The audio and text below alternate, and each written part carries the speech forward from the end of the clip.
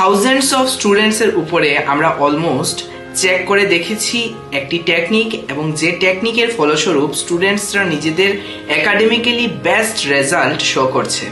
এই টেকনিকটি আজকে আমি শেয়ার করতে চলেছি।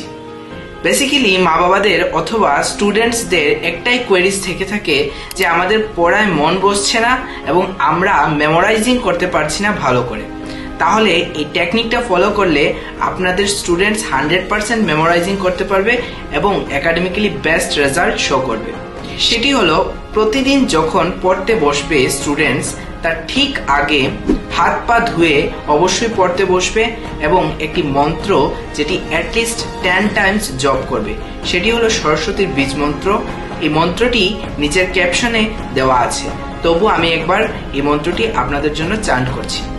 ওং বাগদেবৈ বিদ্মহে কামরাজায় ধীমহি